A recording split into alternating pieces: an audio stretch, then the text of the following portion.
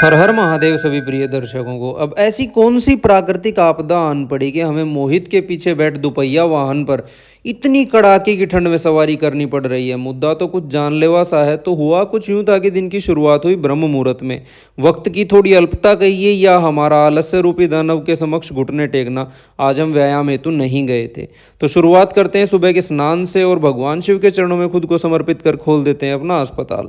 सुबह सुबह मरीजों के आवागमन से कुछ समय निकालकर आरंभ कर देते हैं अर्जुन की छाल का शीरपाक, जिसके लिए चाहिए होगा आपको 1 कप दूध, 1 कप पानी, 3 ग्राम अर्जुन की छाल का चूर्ण। इन सबको तब तक धीमी आंच पर पकाएं जब तक इसकी मात्रा आधी न रह जाए। फिर समशीतोष्ण अवस्था में खाली पेट इसका सेवन कीजिए ताकि हृदय के घातक रोगों से आपका बचाव हो सके। अब जब तक शीरपाक तैयार हो रहा था, हम ले लेते हैं 3 ग्राम हल्दी गर्म पानी के साथ, क्योंकि बदलता मौसम श्वास प्रणाली पर कुछ दुष्प्रभाव डाल रहा था और हम बीमार होना कतई नहीं चाहते।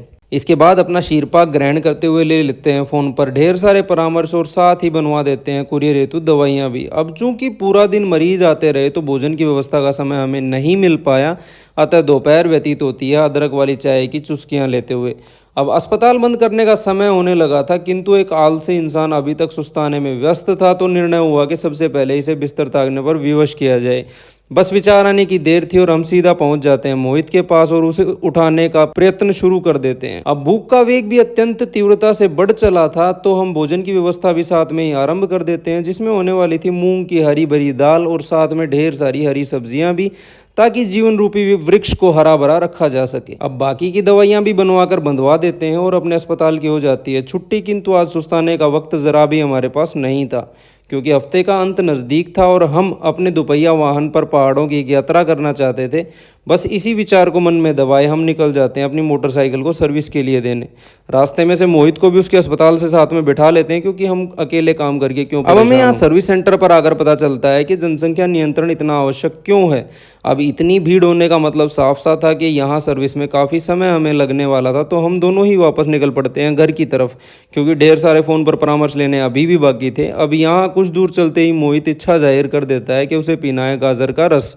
वैसे तो ये केवल उसका एक बहाना ही था, क्योंकि इसे पैदल चलना कुछ खास पसंद है नहीं।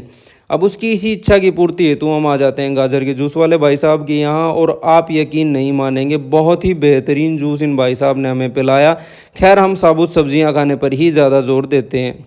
अब मोहित के खाने के लिए लेना था दोपहर में कढ़ी चावल, जो कि यहाँ एक भाई साहब बहुत ही प्यारी सी दुकान लगाए हुए थे और साफ़ सफाई का भी उन्होंने खास तौर पर ध्यान रखा था।